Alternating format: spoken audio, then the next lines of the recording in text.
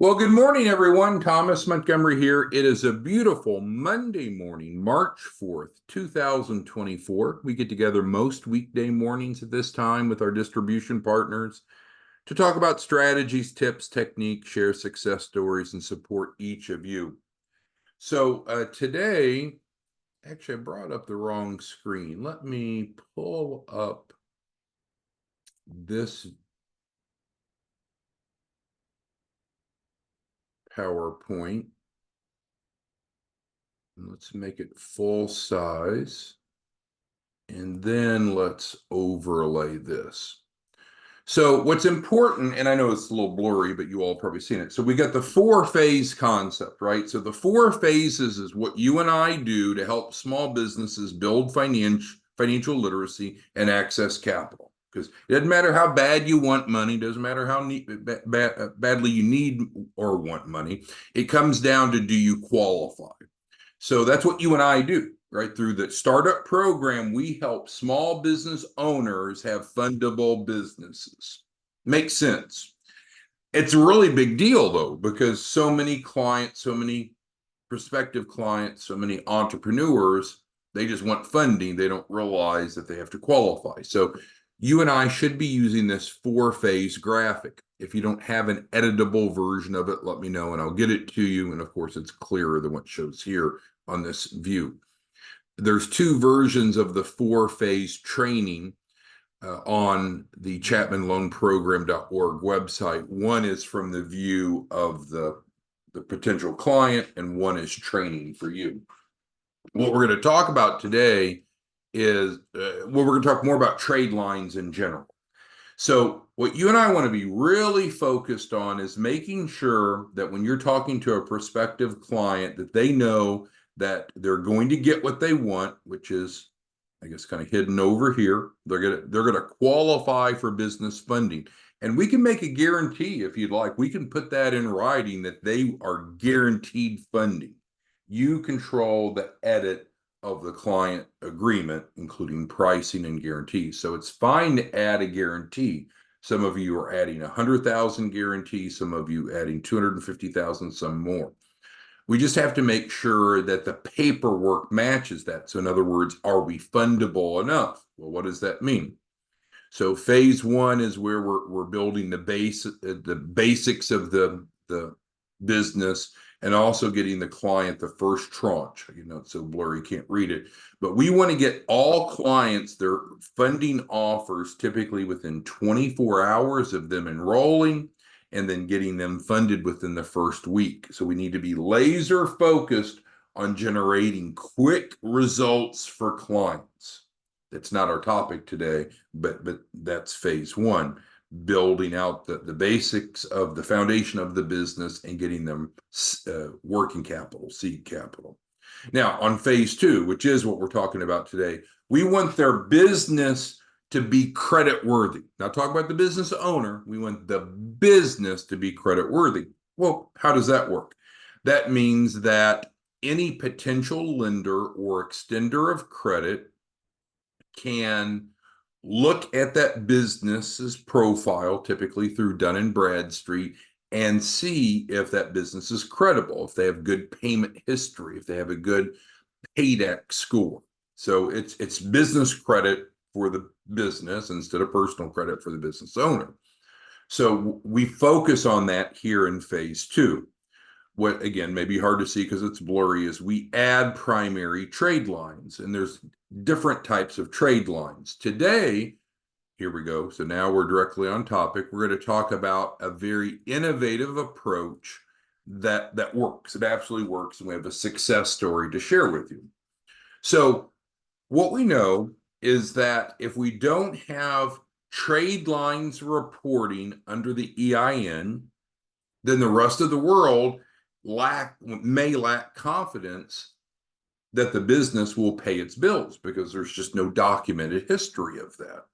So where do these trade lines come from? They could come from a lot of places, but today we're going to talk about kind of flipping an asset that the client already owns and making it a trade line. So that's what we're talking about. So I emailed you yesterday because I was excited about this topic, and I even sent it again to you this morning. In the email, the formatting looks a little better, but let's just go through it. So I clarified that together, you and I, you as a branch owner. So Mike Pinnock, thank you for joining us. You're gonna have an awesome March. I know it. We have 425 of you on this morning. Most of you are existing branches. So what we do, you and I, what we do is we help small business owners improve their financial literacy and help them have access to capital through the startup program. Now, don't get caught up in this startup. Some people say, well, my client's not a startup, this won't work. Well, that's fine. If they have everything they need in phase one, great. Then we can fast forward to phase two. Or if you have a client that has everything needed in phase one to be fundable and everything in phase two, great, we'll move on to phase three. If you so happen, which is rare, to find a client that has everything needed phase one as far as the basics, they already have a strong business credit worthiness, they already have strong financials, then great, we'll go straight to funding. That doesn't happen very often because most people need what you and I do, which is the element of building fundability, which is described. So the point is, don't get caught up when someone says, well, I'm not a startup, this won't work for me. Well, the more the client brings to the table, the quicker the process will be. Normally it's 30 to 60 days. Could be a lot shorter if the client has fundability elements already. Now, trade lines, that's what we're focused on today, trade lines. You're going to find two types of people. Those that understand trade lines and they salivate over them. It's like, give me trade lines. They understand how important trade lines are. And then you'll have the average person that really doesn't know what that means and they're indifferent to it. But regardless, trade lines are crucial. Trade lines build business credit worthiness. So we definitely need trade lines regardless if the client appreciates it or not. So as we said, we discussed how important it is to have trade lines reporting under your client's EIN. A trade line is an extension of credit that builds the client's PAYDEX score through Dun Bradstreet, for example. And of course, we do this for free. We don't charge for trade lines. Now, here's the real meat of the matter today. We're going to talk about how to pivot or transfer the client's personal car into a business automobile. Now, maybe that seems exciting or not, but it's a really big deal because that business automobile now becomes a big primary trade line of the business, which is a good thing. Size matters, no jokes here, but in terms of size matters. But when it comes to trade line, size matters. So often we'll get asked, hey, can we take a client's personal automobile and switch it over to make it a business trade line? And the answer is yes. And here's an example. So here's an example that we started on Friday. We'll be concluding today. So we have a client. Client has a personal automobile they bought in 2020. I sent you a picture of it. I don't know that you care, but I sent you a picture of it in the original email Sunday. Not that it matters. It's a real deal. It was bought out of Roseville, California. I sent you the picture. So this is real. So client bought the personal automobile, wants to make it a business trade line. So in other words, there's payments being made on that automobile. There's a loan against it, right? Most people that buy a car, they have a loan against it. The client doesn't want to personally pay for it anymore, wants to move it over to a business trade line. So on Friday, just 3 days ago, so today's the 4th, would have been March 1st. On March 1st, we work with Gary. Gary's a real person. You can talk to Gary. We'll introduce you to Gary or we'll facilitate it with your clients. But he's a real person that works at a real car dealership. Now, you might say, well, where's Gary at? Doesn't matter where Gary's at. In this case, the client and Gary are in two different states. Don't get so constrained in what you and I do and always worrying about, well, they better be across the street from each other. It doesn't matter, right? The banks that we get loans from can be from across the country. When we set up commercial addresses, it can be across the country. Don't be so worried about location. All right, so, and well, I guess that's where I clarified. So Gary and Michael. So in comes Michael. Michael is the finance guy. Gary kind of facilitates it. So they converted the Camaro, which I sent you a picture of. There's no picture here, but I sent it to you Sunday. Not that it matters, but it's a nice car. And switched it from a personal loan. So now the personal loan shows paid off, or will show soon, paid off on the client's personal credit report. Well, that's good, right? Because now we've lowered the client's DTI, debt to income, thumbs up there, and we have a paid off installment loan, thumbs up there. So we're creating value for the client. Plus, we move that Camaro. Now it's a business automobile. And I'm being so transparent. I mean, Chase is who financed it, right? So I'm not making this up. I'm giving you the real names of people. I'm giving you the real business auto lender. And I sent you a picture of the car. Now, also, Gary put new tires on. I don't know that that's relevant, but I guess what could be relevant is, let's say a client has a car and it's not in great shape. Gary can fix the car or improve the car. I don't mean modify, but can bring the car up to good safety standards as part of this transaction. Maybe it's needed, maybe it's not, but it's nice to know, right? So this was like, I don't know, about $2,000 worth of tires put on. Now, so what does the client have now? So the client has essentially the same monthly payment. It's a little bit more, but barely more. It's about the same. But most importantly, and of course, now the client won't pay that payment anymore, will they? The client's not responsible, the business is. Now the client has a large trade line, big trade line, and in this case, may not be in every case, the client pulled equity out, pulled about 15,000 out. So in addition to having that large trade line, which we need trade lines and size matters, and now all the expenses for that vehicle are tax deductible. So this is a real scenario. So let's talk about what this means to you, and then we'll have dialogue on it. So what does this mean to you? Well, regardless of location, don't get caught up in location. Location doesn't matter. We can help your clients create, well, we help them add trade lines already. That's embedded, but we can create a large trade line by flipping their vehicle.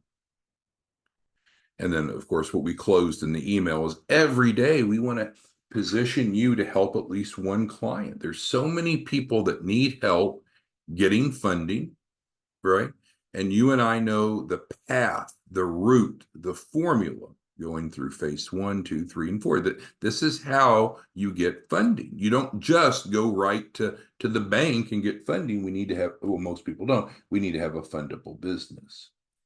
So, what questions do any of you have about trade lines, how we help clients build trade lines, and or how this strategy works of taking a personal vehicle and making it one of the trade lines?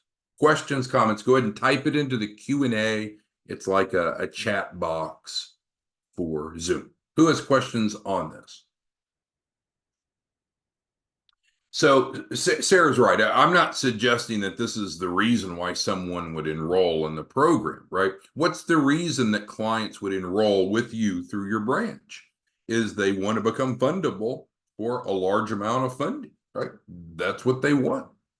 And so it just so happens, it's like, and I probably shouldn't use this example, but I have stage 4 cancer, right? So what do I want over here? What's my pile over here? I'd like to live, right? The odds were against me living 1 year, 3 years ago. I had less than a 1% chance of survival. So, in medical, what do you want? You want to live, but you don't just say, I want to live. There's steps, there's actions that have to be taken.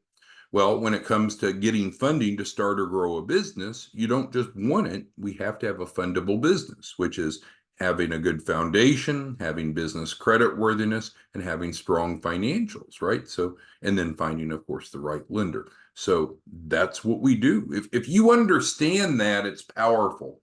What I can find quickly is some of you don't understand when you'll ask questions like, well, which bank will they get funding from? Which bank do we work with? It can work with any bank, right? This isn't about some special bank. Now, we have some unique bank relationships and all that, but I don't want to spin that. The real power of what you and I do are the first three phases to prepare them for funding. Then, of course, we can take them to funding. All right, so Mike and a couple others want the editable document. I'm not real good on the fly of taking notes because we have 430 of you on at this moment. So if you can just email us and let us know anything you need. But remember, our service model for our branches is let's have weekly scheduled one-on-one calls so we can keep current. And Mike thinks for the wire, for the new client you signed up, haven't seen the wire yet, but it'll probably hit today. All right, so let's go through the questions. Justin asks, can you do this with a lease? Well, I don't know. I'll have to defer that. I don't know, and I don't want to answer incorrectly. We would have to get Gary involved because what you'd be doing is buying out that lease. So theoretically it would work, but the dollars and cents may make it prohibitable. So I think it'll work easier with a finance vehicle or a vehicle that doesn't have financing than a lease, but theoretically it could work. It would just come down to the specific deal. All right, Marilyn asked, does the transferring of credit cards work the same as a vehicle?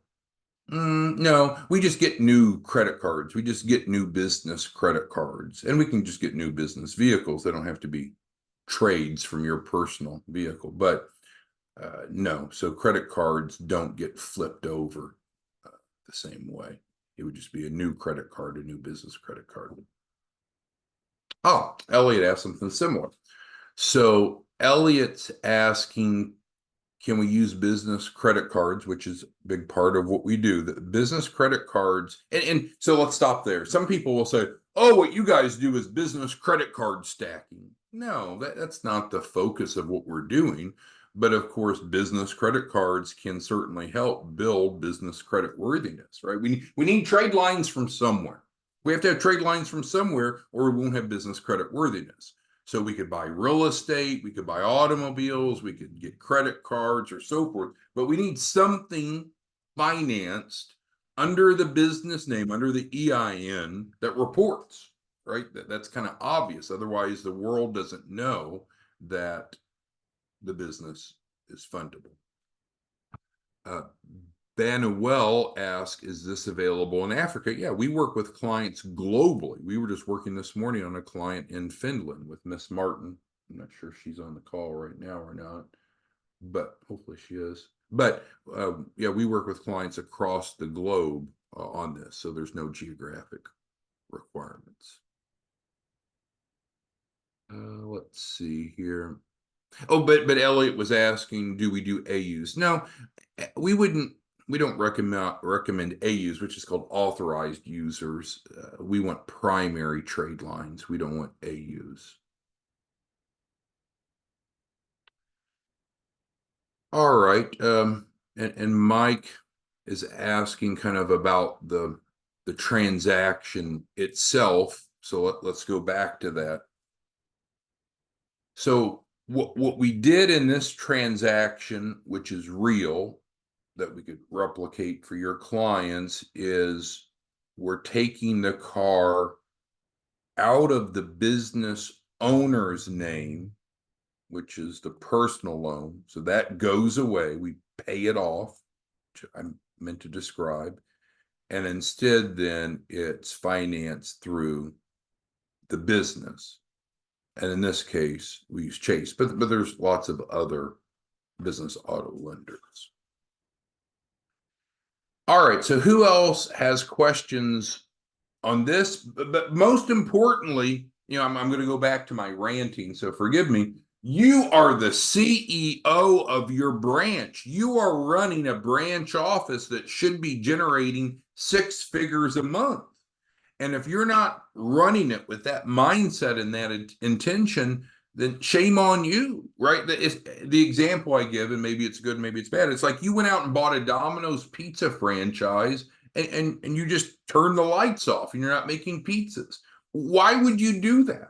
We have lots of people that are hungry for pizzas, or in this case, there are a lot of people that want funding for a business. A lot of people, a lot of people. Okay, so Emmanuel's asking the question that I meant to address earlier. He's asking for a list of lenders. You've got it all wrong, Emmanuel. The secret sauce isn't some subset of lenders. That's not the difference here. That's not the power of what we do. The power of what we do is create through phases 1, 2, and 3 to position the business to go get funding. And then, of course, we help them get funding. But there's not some special bank. Now, we have some unique relationships like the Chapman Fund and others, but don't keep sticking with, oh, it's all about the lender. We got a special lender. It's not about special lenders. It's about getting businesses fundable, right? And so I need you to understand that, because if you don't understand that, then you won't be able to pitch it to clients, because all the clients are going to ask is, well, which lender are you going to get me funding with, and what's the interest rate? Well, do you have a fundable business? Often they don't even know that, Emmanuel. So we've got to educate them what that means. And this cheat works really well. If you don't have it, email us and let us know. All right, so Mike is asking, can you think of a way people who buy real estate in LLC for flip or hold can move that, since it often doesn't report? Well, that's a great point. So to get Tradelines, which is phase 2, we need to apply for credit, get approved for credit, accept/use that credit, pay as agreed on that credit, and then the issuer of credit reports it. So there's really 5 steps in that sequence. And so I feel like Mike's question is, well, what if we have a transaction that's not reporting? Well, if it's not reporting, it means whoever or whatever, the person or the business that's issued that credit, that's extended the credit, they're not a reporting entity. So there are a few ways that we can try to get that reported. But in general, when we add trade lines, we pursue trade lines that report. Like on this car deal, I promise you, Chase Automotive Business Financing reports. And so that's what we focus on, is setting up trade lines in phase 2 that report. Because a trade line that doesn't report, you could argue, isn't a trade line. All right, so going back to my rant, we talked on Friday, on the first of the month, about, hey, it's the first of the month. What's it look like for you? And so here we are, the first week of the month. We need to be focused on enrolling clients, because if not, you're a ghost, or what they call a zombie business. You're a branch in name only. So Andrew, how many clients do you think that you'll enroll this week? Can you go ahead and type that number? Andrew and Banuel and Bernard. We're going to go through everyone. I'd like you to go ahead and go to the Q&A function. It's like a chat box of Zoom. And I want you to type in how many clients you expect to enroll this week. Whatever the number is, it is. Elliot, please report. Ernest, I've been trying to reach you desperately. I don't know what's wrong. I can't reach you, Ernest. Our communication's broken. Need to talk to you, Ernest. But Ernest, how many clients do you think you'll enroll this week? Gilbert, how many do you think you'll enroll this week? Ikenna, how many this week? Man, you don't need me to read your name off. You see the pattern. So if that number is less than 2, the system's broken, but ideally we should be able to do a deal a day. So this isn't about bothering you or bugging you about it, but if you're not enrolling at least 2 a week, we need to do a better job of helping you, of supporting you. And so we've talked about before, and we can, I think, move this over, and we'll close on this. We've talked about it before, but I'll put it up here. When it comes to the sales process, and there's a training on the sales process on the Chapman loan. So let's make a note. Training available on www. Chapman Loan Program.org. So there's a training that's there for you. It's not like password protected or anything else, but the key is to understand that there's only 3 steps. There's actually 4 steps, but the 4th step is implementation, and we do that for you. So you don't have to worry about that. So we zero that out. So what are the 3 steps? We need leads, then we need to connect and educate so they understand what we do and how it works. Oops. And then we need to enroll.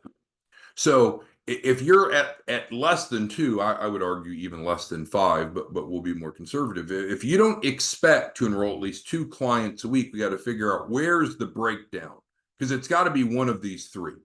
It's just got to be one of these 3. So in other words, you don't have leads. Well, if you don't have leads, watch the sales process training on, oh, it's Chapman, on Chapman Loan Program, and we'll talk about where you can get leads. There's plenty of small businesses that need funding. Plenty. And so if they don't know who you are, then number 2 will never happen.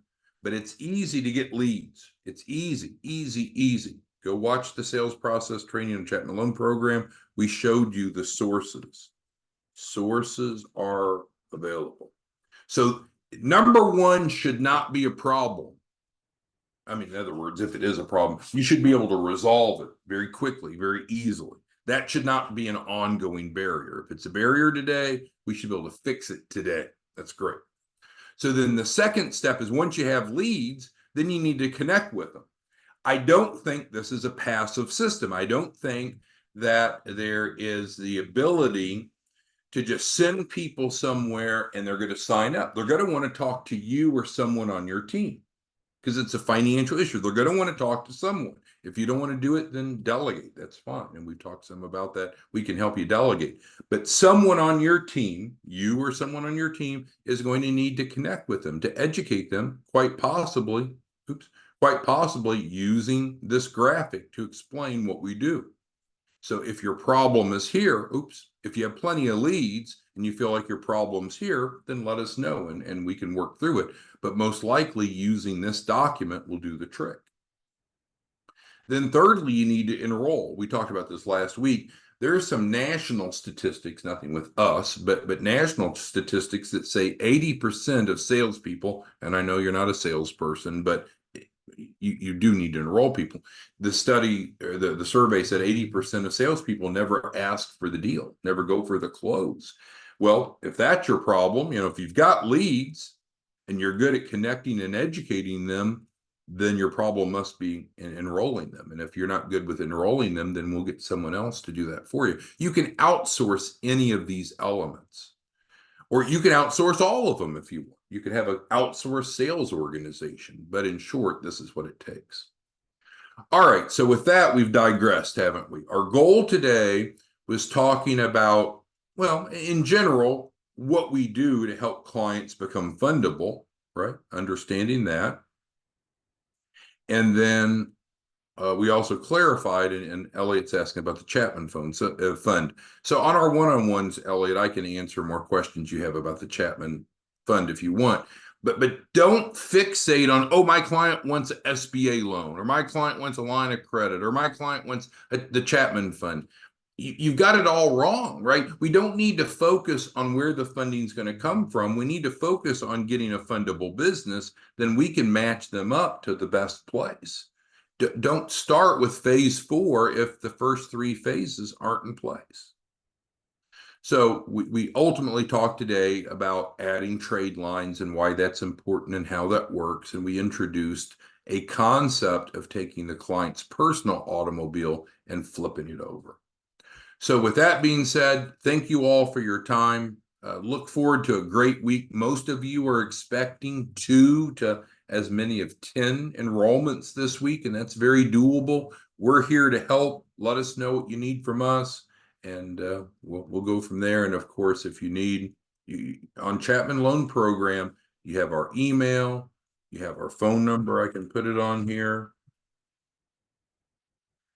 We should be scheduling weekly one-on-ones. Just let us know what it is that we need to do to help you make money with your branch. Because when we're making money, we're not taking money from others. We're creating value. We're helping them go through the 4 phases, and they're going to see value every step of the way.